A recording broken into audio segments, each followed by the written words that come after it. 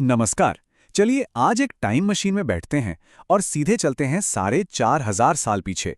एक ऐसी दुनिया में जहां हमारे पूर्वजों ने उस जमाने में ही आज के स्मार्ट सिटीज जैसे शहर बसा दिए थे। तो तैयार हो जाइए सिंधु घाटी सभ्यता के इन रहस्यों से पर्दा उठाने के लिए।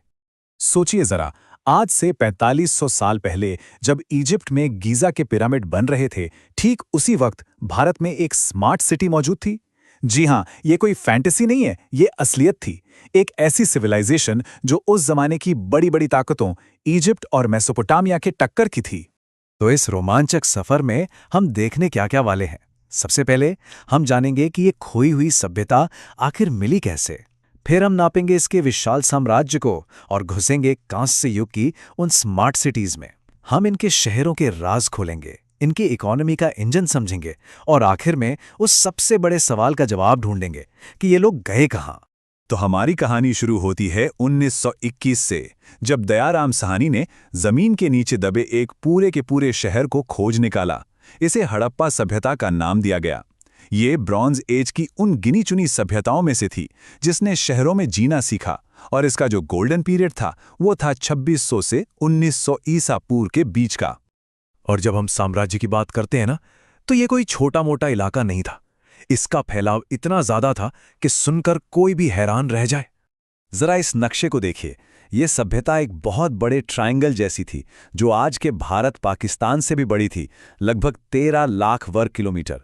सोचकर देखिए, उत्तर में कश्मीर की वादियों से लेकर दक्षिण में महाराष्ट्र तक और पूर्व में यूपी से लेकर पश्चिम में ईरान के बॉर्डर तक, सब इनका ही राज था। लेकिन इस सभ्यता का असली जादू इनके शहरों में था। इनकी अर्बन प्लानिंग इतनी कमाल की थी कि इन्हें कांस्य युग की स्मार्ट सिटीज कहना बिल्कुल भी गलत नहीं होगा। इनके लगभग हर शहर की एक खास बनावट थी, जो दो हिस्सों में बटी थी। एक था ऊंचाई पे बना अपर टाउन या दुर्ग, जिसके चारों तरफ किलेबंदी होती थी। ऐसा माना जाता है कि यहाँ शासक वर्ग और बड़े अधिकारी रहते थे, और यहीं शहर के बड़े बड़े अन्न भंडार भी होते थे। और फिर नीचे था लोअर टाउन, जहां आम लोगों की बस्तियां थी। अब इनकी प्लानिंग की 3 ऐसी बातें हैं जो आज के मॉडर्न इंजीनियर्स को भी हैरान कर देती हैं। सबसे पहले सड़कें, एकदम सीधी, जो एक दूसरे को बिल्कुल 90 डिग्रीज पे काटती थी, मतलब एक परफेक्ट ग्रिड पैटर्न, जैसे आज न्यूयॉर्क में दिखता है। दूसरा, हर घर पक्की ईंटों से बना था, और कमाल की बात यह कि हर ईंट का साइज स्टैंडर्ड था। और तीसरा, जो शायद सबसे बड़ी बात है, वो था इनका world class underground drainage system. उस जमाने में ऐसा कुछ दुनिया में कहीं और था ही नहीं।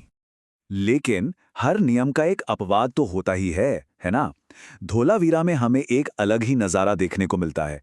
ये शहर 2 नहीं बल्कि 3 हिस्सों में बटा था, सिटिडेल, मिडिल टाउन और लोअर टाउन।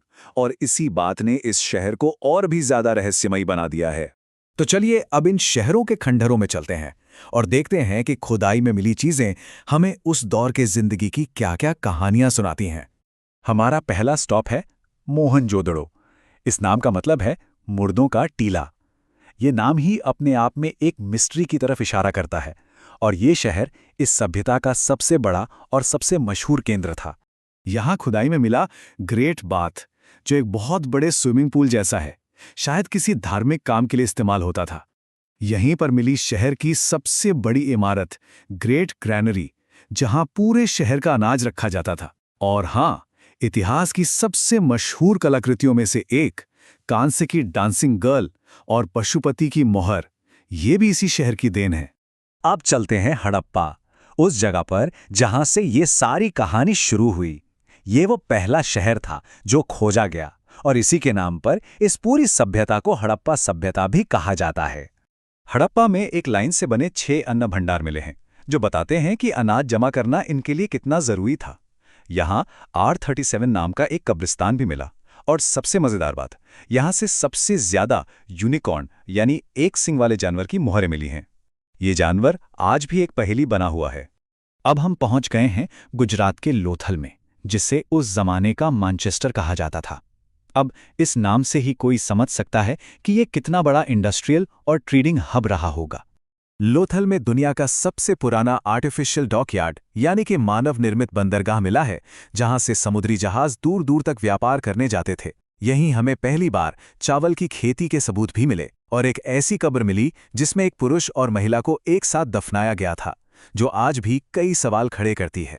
तो सवाल ये उठता है कि इतने बड़े बड़े शहर और इतना विशाल साम्राज्य आखिर चलता कैसे था। चलिए अब इनकी इकोनॉमी के इंजन को थोड़ा करीब से देखते हैं। इनकी इकोनॉमी के 3 मजबूत पहिए थे।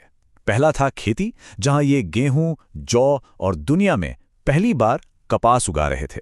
दूसरा था पशुपालन, जिसमें बकरी और भैंस इनके मेन साथी थे।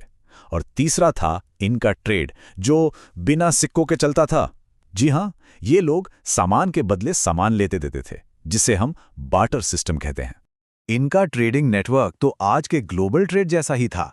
इस टेबल में देखिए, कर्नाटक की खानों से चमकता हुआ सोना आता था, राजस्थान से हथियार और औजार बनाने के लिए तांबा, और तो और अफगानिस्तान की पहाड़ियों से कीमती नीला पत्थर लैपिस लजूली मंगाया जाता था। और इतने बड़े व्यापार में धोखे की कोई गुंजाइश नहीं थी। इनके वजन करने का सिस्टम कमाल का था। ये बाइनरी सिस्टम पर बेस था और हर वजन 16 के मल्टीपल में होता था। 16, 32, 64। कुछ याद आया? ये आज के कंप्यूटर सिस्टम से कितना मिलता जुलता है ना? पर इस सभ्यता का सबसे बड़ा रहस्य है इनकी लिखाई। ये तस्वीरों वाली एक लिपि है जिसे बोस्ट्रोफेडेंट तरीके से लिखा जाता था। मतलब जैसे किसान खेत जोतता है, वैसे ही एक लाइन सीधी तो अगली उल्टी, एक लाइन दाएं से बाएं तो अगली लाइन बाएं से दाएं।